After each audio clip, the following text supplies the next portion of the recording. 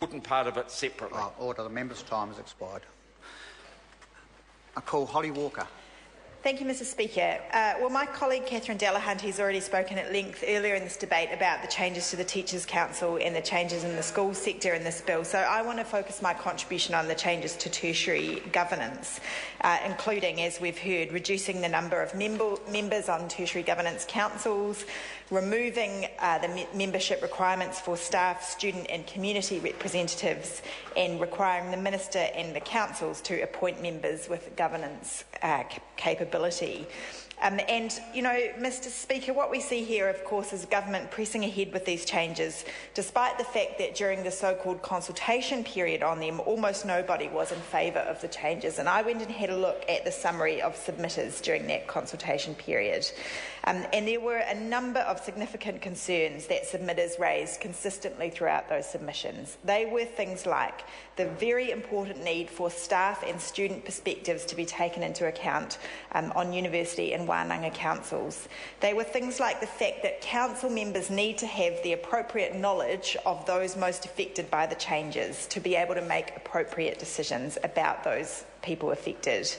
They were things like the fact that smaller councils would lack the diversity necessary to accurately reflect the professional and student body of the university. With specific reference to universities, there were submissions that universities are different from polytechnics. They are different from schools. They're different from wānanga. They're unique institutions, and they have evolved with a democratic form of governance, and that should be honoured and maintained into the future. There were a large number of concerns about the negative impact on institutional autonomy and academic freedom that these changes could have, and there was a strong thread running through all of these submissions that insufficient evidence had been provided giving the rationale and the need for these proposals. There hasn't been sufficient evidence to actually tell us why we need these changes.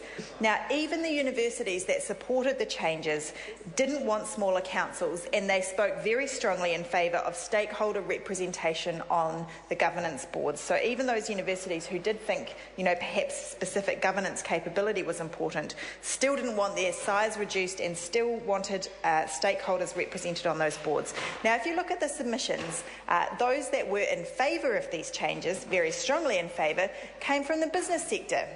Well, surprise, surprise, Mr Speaker. My question is, what have they got to do with it? What stake does the business sector have in the way our tertiary institutions are governed? And why should their submissions on this governance review shape the decision of the government to press ahead with it, when all of the academic submissions, all of the submissions from students, all of the submissions from staff, and many of the submissions from the institutions themselves, even those who were supportive of it, reinforce the need for stakeholder representation on tertiary governance boards?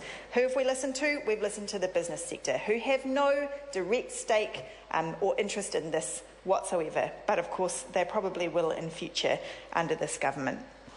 So, Mr Speaker, never one to let public and stakeholder opinion get in his way, Stephen Joyce is pressing ahead with the changes in this bill. And they've already wreaked the same havoc on polytechnic governance boards in 2009 by removing democratically elected representatives.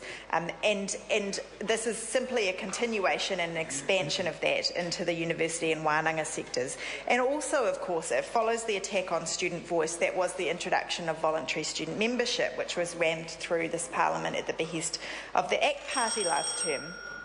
And if you put these two policies together, you get a very clear picture of what this government thinks about student voice and student participation in these institutions, and that is to turn them from institutions of education into institutions where students are passive consumers of degree factories. And I just want to make a point about wānanga as well before I finish, Mr Speaker. The Minister said in his contribution earlier that it was a shame that wānanga had been lumped in with the way that university governance is put together when they were established. And of course this doesn't change that, Mr Speaker. This lumps wānanga in exactly with universities and gives them exactly the same parameters for governance, including the fact that they have to have at least one Māori member on their board. Well, isn't that nice for wānanga? It's both irrelevant and not helpful, Mr Speaker. So I'll leave my contribution at that. There's much more I could say, but I think we should be listening to the submitters. I call Jami-Lee Ross. I commend the bill to the House. Members, this debate is concluded. The question is that the motion be agreed to. Those of that opinion will say aye. To the contrary, no. The ayes have it. A party vote's been called for. I'll ask the clerk for a party vote. New Zealand National. 59 in favour. New Zealand Labour. 33 votes opposed. Green Party. 14 votes opposed. New Zealand First. 7 votes opposed. Māori Party. 2 in favour. Mana. 1 opposed. Act New Zealand. 1 in favour. United Future. 1 in favour. Brendan Horan. 1 vote opposed. Any other votes?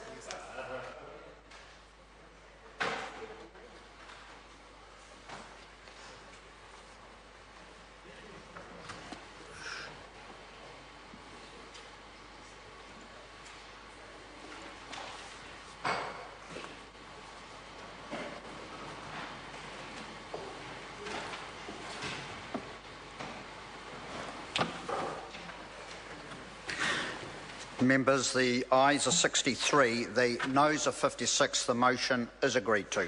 Education Amendment Bill number 2, first reading. The question is that the Education Amendment Bill number 2 be considered by the Education and Science Committee. Those of that opinion will say aye. To the contrary, no. The ayes have it.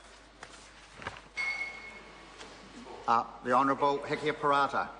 Mr Speaker, I move that the Education Amendment Bill number 2 be reported to the House by 21 July 2014. The question is that the motion be agreed to. Those of that opinion will say aye.